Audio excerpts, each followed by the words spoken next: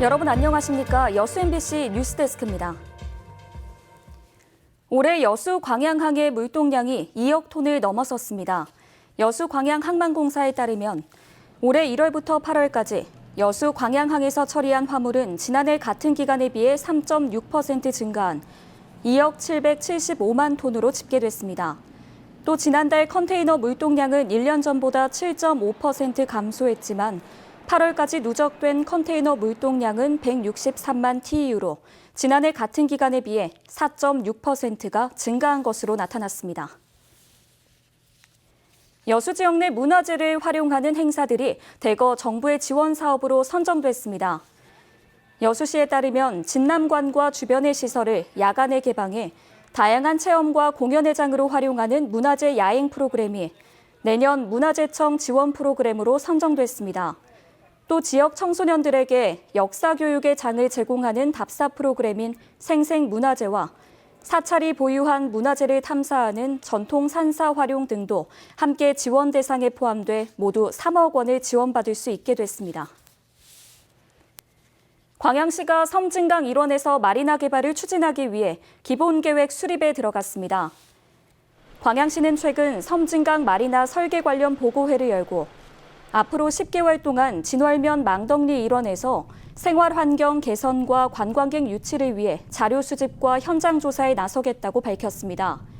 광양시는 또 섬진강과 광양항의 수변 자원을 활용한 이번 사업을 통해 해양 관광 기반 시설 조성에 도움이 될 것으로 기대했습니다. 지난 2분기 전남 지역 건설공사 규모가 1년 전보다 2배 이상 증가한 것으로 나타났습니다. 국토교통부에 따르면 올해 2분기 전남 지역 건설공사 계약액은 지난해 1분기에 비해 1.5배, 지난해 같은 기간에 비해서는 2.1배 증가한 4조 2천억 원을 기록했습니다. 전남 지역 건설공사 계약액은 지난 2014년 7조 1천억 원을 기록한 이후 매년 증가해 지난해에는 10조 원을 돌파한 바 있습니다. 전남 지역 빈집이 해마다 증가하고 있는 것으로 나타났습니다. 국토교통부의 빈집 현황 자료를 보면 전남 지역 빈집은 지난해 11만 8,600여 가구로 지난 2017년 10만 9,700여 가구보다 8.1%가 증가했습니다. 전남 지역은 지난 2015년 10만 3,300여 가구에서 2016년과 2017년 감소세를 보이다 다시 2018년부터 크게 증가해 전국에서 네 번째로 가장 많았습니다. 순천시가 다가구 주택에 상세 주소를 부여합니다.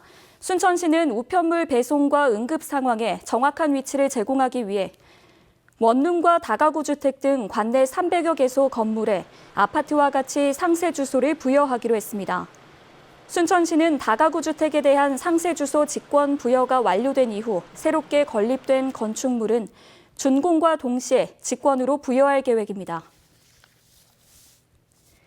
여수 지역 청년들을 산업단지 전문 인력으로 양성하는 여수시 테크니션 스쿨의 취업률이 90%에 이르는 것으로 나타났습니다.